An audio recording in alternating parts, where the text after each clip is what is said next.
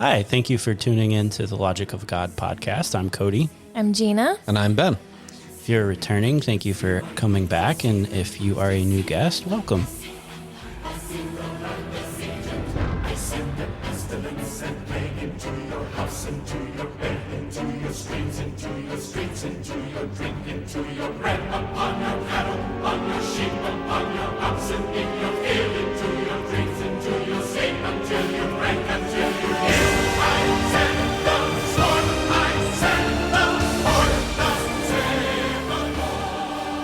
So we're in chapter 9 now, and we're at the 5th plague, Egyptian livestock die.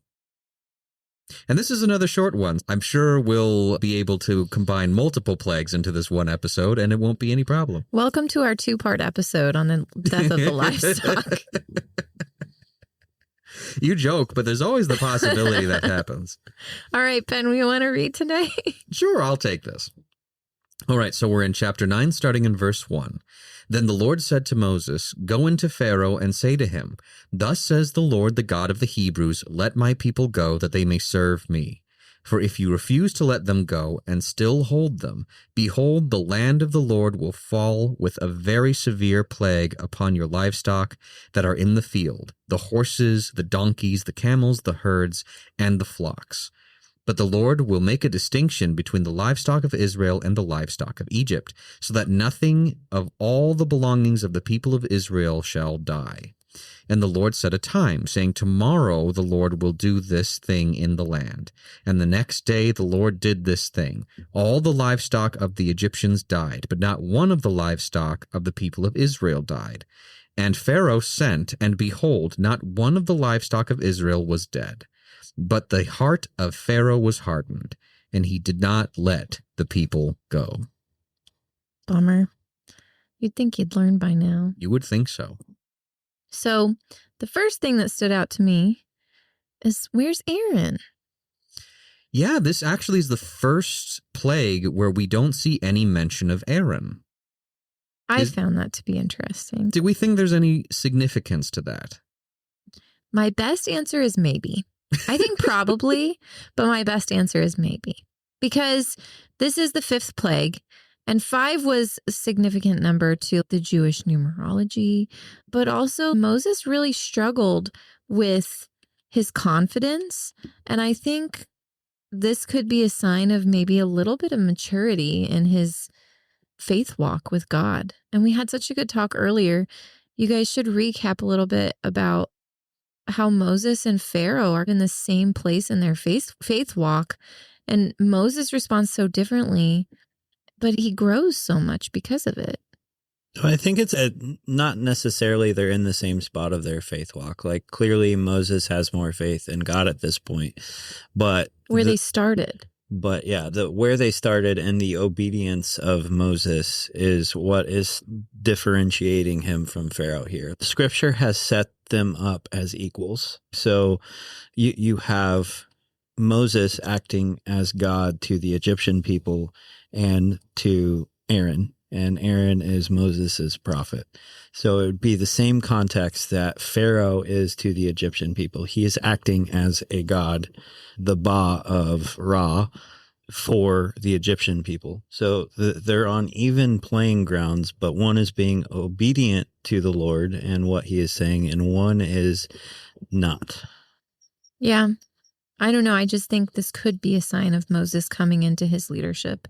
So earlier today, before we started recording, we were having a nice, long, really good conversation over dinner. And one of the things that we discussed is something we'd touched on, but haven't really teased much more on since we discussed it, which is way back at the burning bush, where Moses asks God what his name is.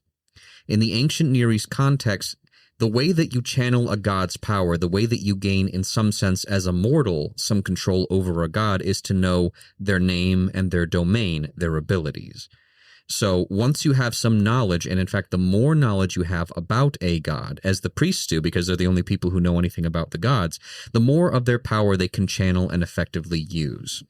And God's response to a query about his name and his nature and his domain is, I am.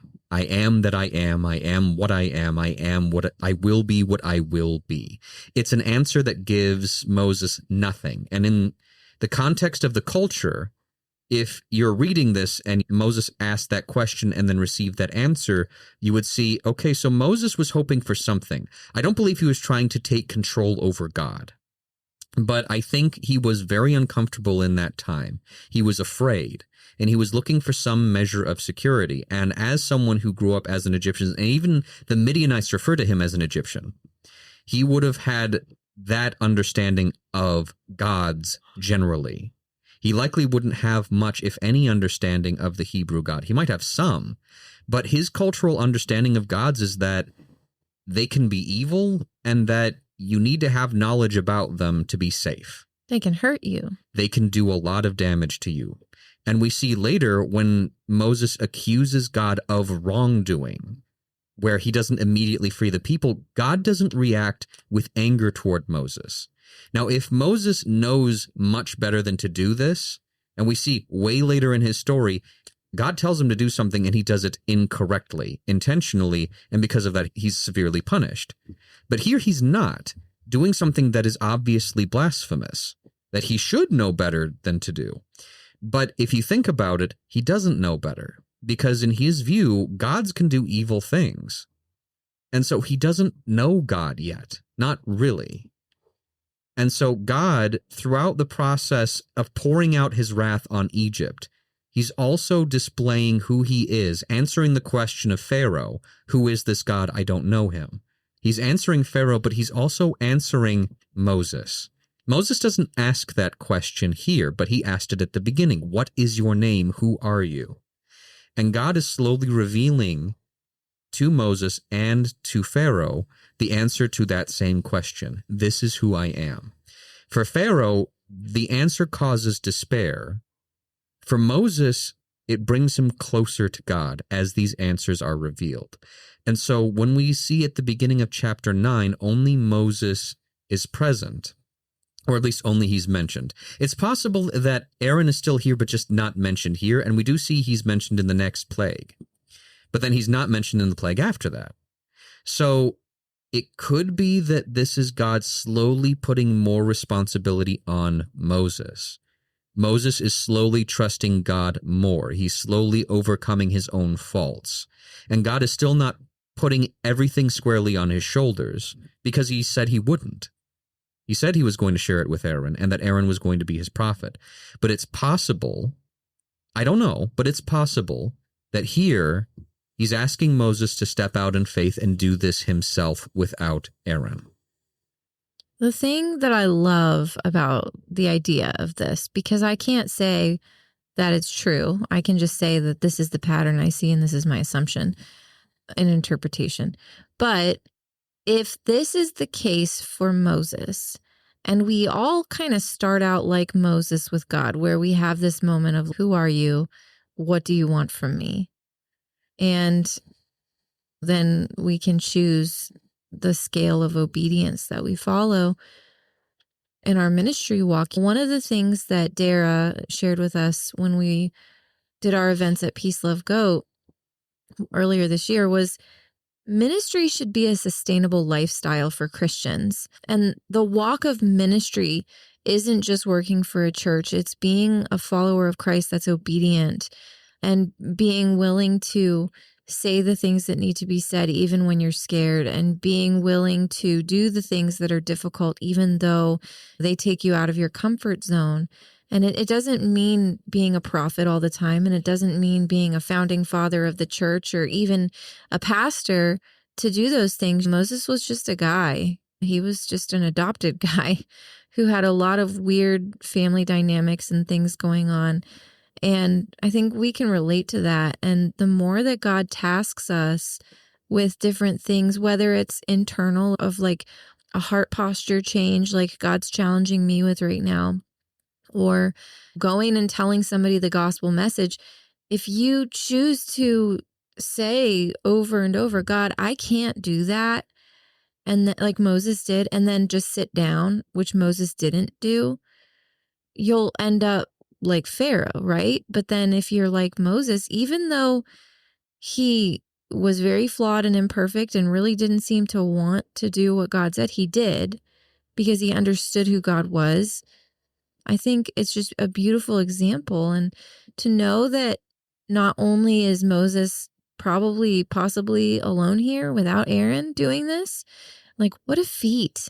And then to know that in the 7th plague, Aaron comes back, and it's not because God told Aaron to come back. It's because Moses included him for whatever reason. Like in our ministry as a functional lifestyle, it's good to ask for help when you feel like something God is asking you to do is overwhelming. And I don't think that God would expect or anticipate us to do things alone unless he specifically tells us to. We know from the Bible that we're not meant to do life alone. So I just love the reassuring factor there for just ministry as a lifestyle and being obedient to our calling. And the Bible gives us plenty of callings outside of an individual word from the Lord, but it's just so reassuring for me. It's okay to ask for help. It's okay to take those steps by yourself too. And the Lord is going to number those steps, and the Lord is going to direct them. And I think Moses grew here. And I think what's interesting about the whole interaction when Moses asks the name of God, and you have the Lord respond with the Abraham and Isaac and Jacob didn't know the yada. They hadn't experienced the name of God. And then fast forward to when Pharaoh asked that. He uses this, the Hebrew there is yada again, and he hasn't experienced that. And then throughout the plague cycle, you have the Lord respond, and you shall know that I am God. You shall experience that I am God here. You have this experiential knowledge of God, and that is what is being expressed to Pharaoh. And I think it goes into the different positions of each person's heart. You have the weighing of Pharaoh's heart here versus Moses, who is not presenting himself as heavy-hearted. Which isn't to say that he's perfect. No. He makes a lot of mistakes, and it was still a sin to accuse God of wrongdoing, but it's a sin that he makes in his ignorance. He doesn't understand. And I agree, Cody, we do see that over time, Moses does come to know the Lord. And with the benefit of hindsight of the story, we see that eventually Moses comes to know God face to face as one friend to another. He gets to know him in a very intimate way that until the time of Jesus, no other prophet gets to know. It's a very special, unique, intimate connection that God forms with Moses. And it's not one as between a master and slave, like the gods of Egypt would have had with the people of Egypt. And we see it's a relationship that God is willing to have with the rest of the people, but the people reject him. When he tries to speak to them, they get terrified and they say, no, we need Moses. And in the future, no, we need Jesus. We need someone to be the intermediary between us and Almighty God. And the only one who is truly fit for that job forever is Jesus, which is why one who needed to come, who is like Moses, who knows God on a personal level. That's jumping pretty far ahead. The point is that we do see that Moses grows in his understanding of God before he finally reaches the stage where he meets God at the tent of meeting. And we get to see, I do think, a progression with Moses himself and a degression with Pharaoh. There's almost a comparison game between the two, where over time Moses is getting to know and be more obedient and is trusted with greater and greater signs of God's power. And meanwhile, Pharaoh is receiving these signs and is becoming more and more closed off. So, okay, why horses? Why are horses important here? Why are they brought up? Because previously, we really don't hear about horses. Yeah, it's not just horses. It's talking about, let's see, horses, donkeys, camels, herds, and flocks. We've heard of some of those animals in the Bible up to this point, but yeah, we hadn't really heard about horses. So do we feel like there's any significance there? To me, that's an attack on the military prowess of Egypt. Horses were very associated with military respects rather than what we use them for today is just these beautiful creatures that we get to awe and ride and prance around on. It was military prowess. And wealth. Yeah, so at this point, I've heard it argued that horses couldn't be ridden at this point because horses actually needed to be bred for a long time to be big enough for individual riders. You mean they were little? Yeah, they were quite wee. But they were very good at pulling things, and so they were used primarily for chariots in the ancient days. And we see a lot of that throughout the Bible. We see usually when horses are referenced, it's in reference to chariots or military might and power and opulence. It's like when Absalom is caught, he's actually riding a mule. And Are you sure he wasn't riding a hot spring? I'm pretty sure it was a mule. I'm like 99% sure he wasn't riding a hot spring. Yeah, I think the authors, what was it, KJV, that would beg to differ with you? I'm sure they would. But yeah, so yeah, pretty much every time that we see animals that are like beasts of burden or being ridden, it's donkeys or mules. And for the pulling of chariots and things like that, it's horses. So it seems to be indicating that basically all of the animals from the greatest to the least, from the greatest to the least, from the great to the least, all of the animals from the greatest, most necessary, a part of the military power and might on the high end, to the least that would simply be used for food or for clothing, all of them were being killed off.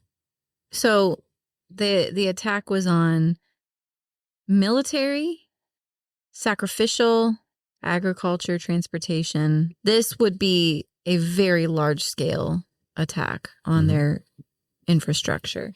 Yeah, and this, like we were discussing this before airing, but this is a major shift in the severity of plagues here. It is the first widespread death of Egypt on Egypt land and directly against some of their gods. And I think you have a preface starting point in the previous plague of how this was going to be. If Israel stayed and sacrificed, it would be an abomination to the Egyptians and they would be stoned. And one of the reasons of what is being attacked here is because the gods associated with the different livestock that is being attacked here. So you have this Apis god. So this is the physical representation of Ptah, and that was the creator god in Egyptian mindset. And this is, so you have the Ba is like the soul. It's a little bit different in the Egyptian mindset, but you have the life force, the spiritual life force that is the Ba in Egyptian mindset. And you have Ptah, his spiritual life force enters in a physical representation, and that would be Apis. And usually that would happen in a bull setting. And I think Apis was Memphis specifically, so they would have a bull in their temple that Apis was, or Ptah was embodying as a physical representation. Bull, B-U-L-L, not bowl. Yeah. Okay. Like the animal, a bovine. And there is, I can't remember the other one. There was one in Heliopolis as well that was a different bovine. And there was another region of Egypt that had another one as well. But think of this physical representation just as Ra is embodied in Pharaoh. Pharaoh is the physical representation of Ra on earth, as Apis is the physical representation of Ptah on earth in a cow. Like God and Jesus in the Trinity, but weirder, right? Weird connection, but yeah, it would be the similar idea of Jesus being the incarnate of Yahweh. So you have the physical representation of God in Jesus. But God is still in heaven. Yeah, similar connection here. Yeah, so effectively then what we're getting is not just an attack on the livelihoods and the military might, but also still on the gods. Because what the Egyptians would have seen this as, yes, a destruction of the animals that they would use for food or, for pulling their chariots and things like that, but also the physical manifestations of their gods on earth. And we even see later the creation of the golden calves by Israel. So we see that animals very clearly are meant to be physical representatives of the gods on earth. And we even see in Ezekiel chapter 30, starting in 17, "As for you, son of man, thus says the Lord God, speak to the birds of every sort and to all the beasts of the field. Assemble, come together, and gather around the sacrificial feast that I am preparing for you, a great sacrifice in the mountains of Israel, and you shall eat the flesh and drink of blood. You shall eat the flesh of the mighty and drink of the blood of the princes of the earth, of rams, of lambs, and of he-goats, and of bulls, all of them fat beasts of Bashan. And you shall eat till you are filled, and drink the blood till you are drunk, at the sacrificial feast that I am preparing for you. And you shall be filled at my table with the horses and charioteers, with mighty men and all kinds of warriors, declares the Lord." So again, we see the horses there. I think God hates horses.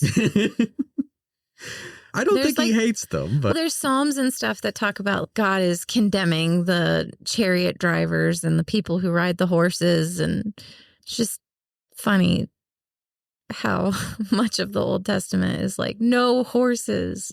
And it really sucks because, again, this is something that we all talked about over dinner, and I really want to talk more about the animals and their representation and whatnot, but this is not the right time to do it. So unfortunately, we can't go too deep into it.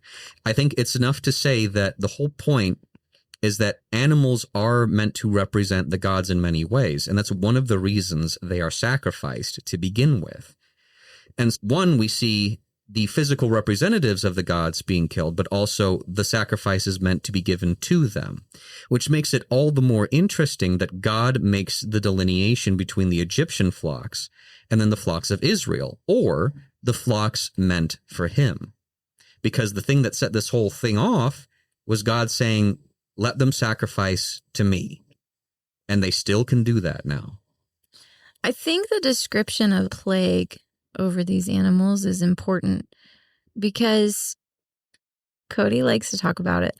The people that in the Bible it talks about being dedicated to destruction and the things that are dedicated to destruction. Like in the story of Joshua with Jericho, there are things that they're told do not take, do not consume, do not use because they are dedicated for destruction. And even later in, I think it's in Deuteronomy, the Israelites are forbidden from going back to Egypt. Like the kings are forbidden from going back to Egypt to get more horses or even to breed the horses. And I think that's just a cool thing that God does. Like they're dedicated for destruction. They don't get burned. They're not an offering. The Israelites can't use them as food. And to me, I'm such a survivalist. I'll be like, but that's so much meat that you could, but they didn't have freezers back then. Maybe the Egyptians did. That'd be one heck of a feast. Oh, yes. You'd think that the Israelites would want to feast in celebration of something like that, but they don't. And that's one of the things that I'm excited to get into. We're not going to cover the fullness of sacrifices and what that means. That's a later episode. But like all of this is interconnected. And you have the Numbers 33:4 at the end of that, whom the Lord struck down among them on their gods. So this is speaking of Egypt. On their gods, the Lord executed judgment. And then you have Jude as well, alluding to this. There's gods being judged here, and this emphasis on the background. And how else would gods be judged than what Ben just brought up as the bulls and the rams and things that they held sacred, that they believed were gods being executed and judgments being on them. But also Jude has, and I'm going to read from the ESV because it has the older Jesus expletive in there. Jude 5 says, "Now I want to remind you, although you once fully knew it, that Jesus, who saved a people out of the land of Egypt, afterward destroyed those who did not believe, and the angels who did not stay within their own positions of authority, but left their proper dwelling. He has kept them in eternal chains under gloomy darkness until the judgment of the great day." So you have even Jude connecting to this Egyptian story of judgment being against the angels, or how we've elaborated on pretty extensively now on the divine council worldview and the sons of God and the princes of the nations acting unjustly under God's dominion and original command being judged here. And scripture says that. Numbers is saying just that. Exodus here is very much so against the gods and the heads of Egypt that very clearly fit into this divine council worldview. And there's something earlier that you said, Gina, about the flocks and herds being dedicated to destruction. And that kind of reminded me of something that I hadn't thought of for a while. But that's 1 Corinthians chapter 3, and we'll start in verse 13. Each one's work will become manifest, for the day will disclose it, because it will be revealed by fire. And the fire will test what sort of work each one has done. If the work that anyone has built on the foundation survives, he will receive a reward. If anyone's work is burned up, he will suffer a loss, though he himself will be saved, but only as through fire. We can see even here, using what Paul has written, God's still trying to save Egypt through the things he has dedicated to destruction. Through this display of his power, he is trying to show mercy to the people, to let them know who he is. And as you've said many times, Cody, the Egyptians, many of them get the message and many of them join Israel. And that's a beautiful thing. That's a wonderful thing. Not all of Egypt does this, but some of them do. And that's the length that God goes through to try to reach someone. He cares enough about the people who will listen that he dedicates things in Egypt to destruction. He doesn't destroy all the people. He doesn't kill everyone off. But through steps, he reveals his nature and his justice and his judgment. And through those steps, through things dedicated to destruction, the people get to see who he is. I think the people are baffled, though. Oh, yes. Because Pharaoh has to go check first and foremost. He's like, what do you mean? And then the people of Israel, you hear about military victory. You think about, that picture that got taken in Times Square.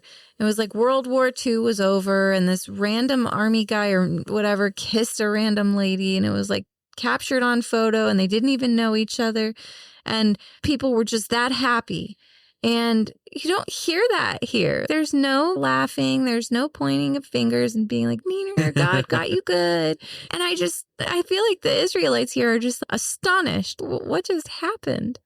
Because they still don't get to go and sacrifice. No, and they're still in the subject, but they're not the focus anymore. They're the object trying to be removed, but Egypt is clearly the focus of the wrath and the purification, so to speak, of the plagues. Like Egypt, this is the means that Israel is saved, but right now the focus is on Egypt for punishment. Because shepherds were unclean to the Egyptians and because Joseph assigned his family to be the shepherds, and because in Jewish numerology, I think number 5 means staff, like a shepherd's hook, or hook like a shepherd's hook.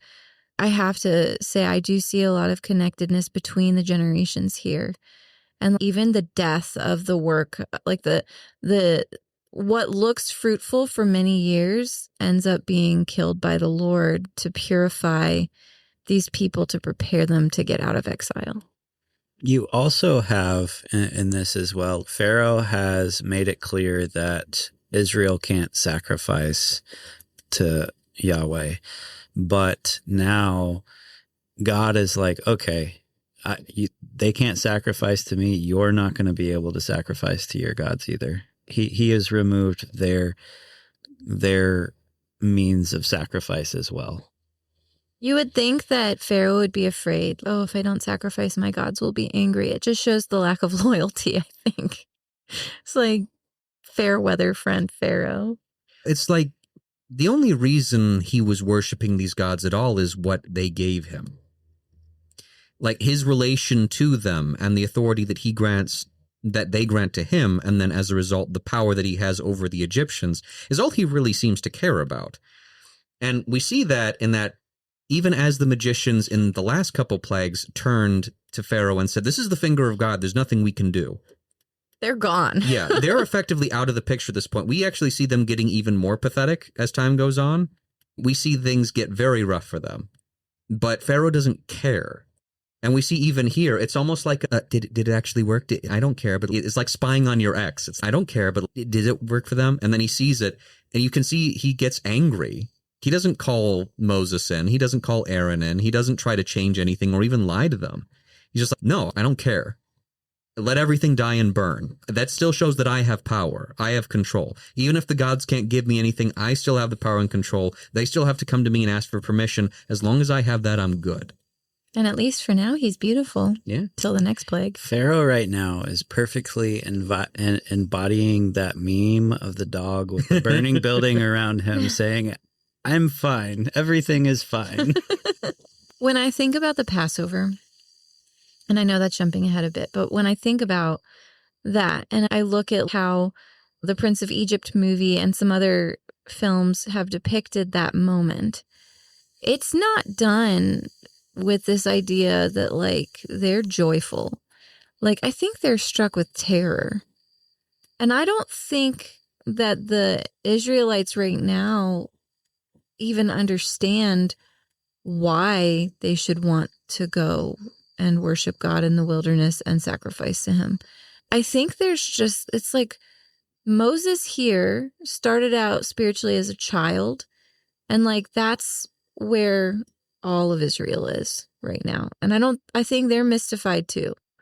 Moses is a little bit ahead, but not by much, because you don't end at the 10th plague scared unless you started scared, confused, and there is a real risk to them, I know, in that plague, but you don't hear a lot of reaction. It's just a lot of Pharaoh over and over repeating the same words.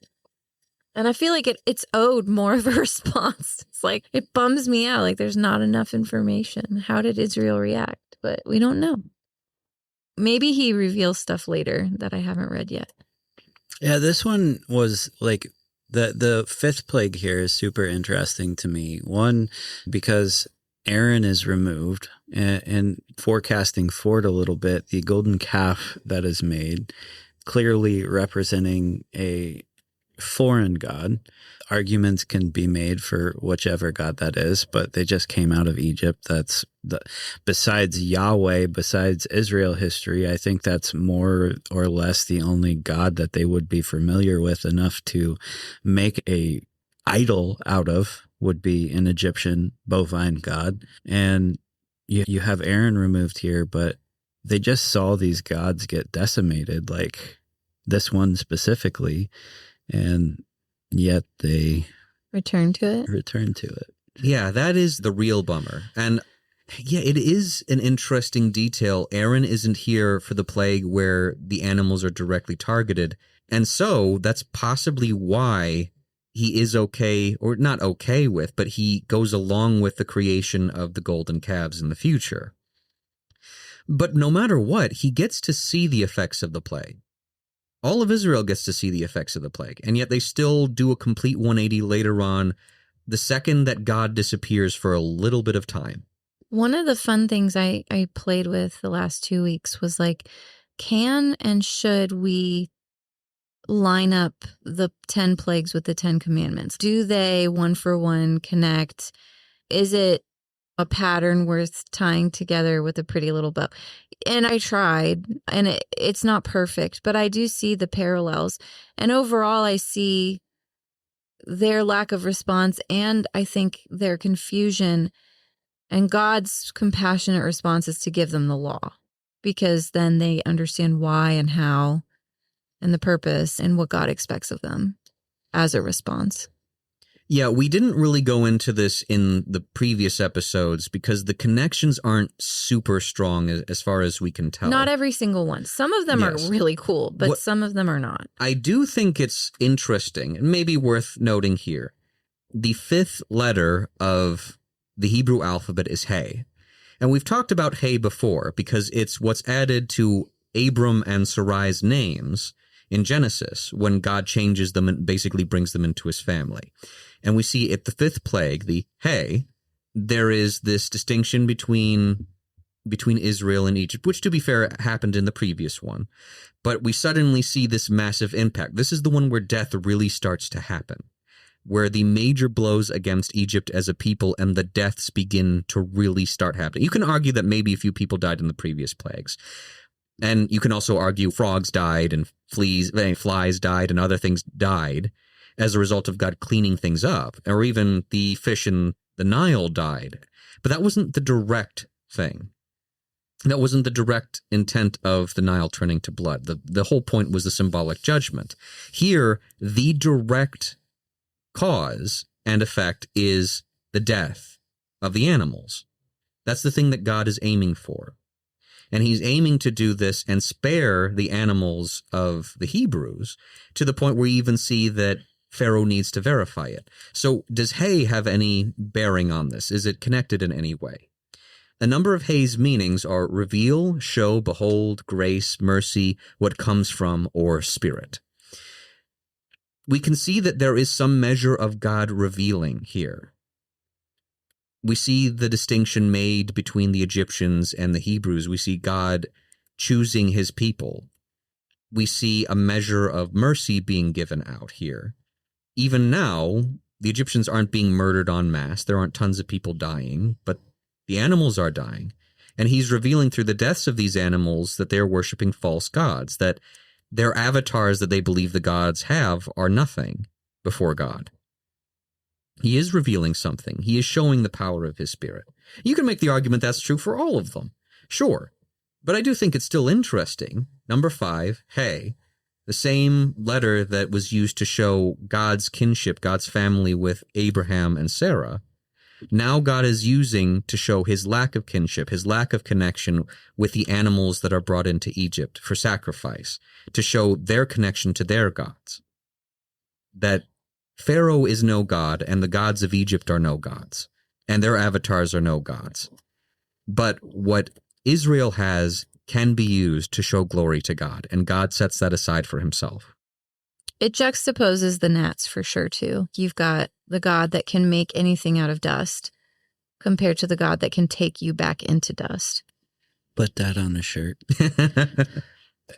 I think a similar argument could even be made for Saul taking flocks and using them to sacrifice to the Lord. Like, God didn't want those flocks. That wasn't what God called Saul to do. I don't know if there's any connection there. It was just something that popped into my head. But there is clear things, like Gina mentioned earlier, that are dedicated to the Lord for destruction, and not in a sacrificial or the blood cult of Israel later on. The sacrificing and the purification rituals that are established in Leviticus. But sacrificial because God's asking for the circumcision of the heart, with things being dedicated to destruction. So is it a meaningful gesture of devotion to sacrifice an animal to God in the Old Testament? Yes, but even more so relatable is the willingness to give up something shiny that you want that would enrich yourself and your life and feed your family, and good things happen because God wants you to, because God tells you to, because it's not for you. Okay, guys, I'm sorry. I'm going to have to break my promise. I'm going to have to explain a little bit more about the animals here. You're fine. I'm sorry. I have to do it. Okay, so I'm sure you all remember a little bit ago I was talking about the passage in Ezekiel where it discusses all of the beasts of Bashan being killed and all of the other animals coming in and feasting on them. What we're never really told is why animals are used for sacrifice. What's the point? Why does God demand that all these animals be killed? And the reason is because they are meant to be representatives of the principalities of the world. That's one aspect of it. And we see more than just those animals being sacrificed here because it's meant to be all-encompassing judgment. But the rams, the lambs, the bulls, everything that is meant to be a representative of the principalities is present and correct here, and all of them die. In many ways, this is a sacrifice to God. The sacrifice that's being denied to God, God takes for himself. And the whole reason these sacrifices are done outside of Egypt, outside of this context that God demands, is two parts. One, a rejection of the principalities of this world, just like in the passage in Ezekiel. That's showing their defeat, their humiliation. The bulls of Bashan, the great beasts of Bashan, those are demons. Those are things worshipped as gods that aren't gods. And God is smiting them down, and the other beasts, the true beasts of the field, get to feast on them as humiliation. Here, these beasts aren't even being eaten. They're just dying by the thousands, presumably. But there's a different set of animals that aren't dying. These are the ones that belong to Israel. And that leads to the second part of sacrifice, which is, okay, is this only supposed to be about rejecting? Because I thought the whole point is that the sacrificial system was meant to point to Jesus. Yeah, it is supposed to point to Jesus, because that's the second meaning. Redemption really only comes through blood, through the shedding of blood, the sacrifice. The principalities of the world need to be defeated, but a price needs to be paid for the sins of the people. And as much as we wish that could be the case, you can't sacrifice the gods of this world to do that. God needs to atone. He needs to make a payment for the sins of this world, of the people. And that can be only done through himself, through the one perfect Lamb. And that can only be done through the people set aside for him, for Israel. In this specific plague, Israel is set aside. Those animals live. They live to be sacrificed at another time, to make atonement for the sins of the people, of the Egyptians who turn, and of Israel who turns, as we've seen, because now they're being set aside. For the righteous and the unrighteous, but those who turn to God, who don't deserve it, and some people who we would think do, but ultimately still need it. Those people need the pure sacrifice, the Lamb of Judah, the Lion of Judah, to be sacrificed for them. But we see the principalities, those being represented in Egypt's flock, die miserably. And I do think that maybe that's reading too much into this, but I do think symbolically that's one of the things that God is pointing to. When he separates the flocks of Israel that are going to be used as sacrifices to him, and the sacrifice he is taking from Egypt, the principalities of this world being slain and laid out to rot. He's saying what he's going to do. He's making a bold proclamation to the princes of the world, the demons that are trying to rule mankind. This is your fate, and there's nothing you can do to stop it. Thank you so much for taking the time to listen to our podcast today. If you liked what you heard, please feel free to subscribe and share and leave a positive review. And if you would like to connect with us on social media, you can do so on Instagram and Facebook at The Logic of God. You can also send us an email at main.thelogicofgod@gmail.com. Thanks again for listening. We hope you have a great day.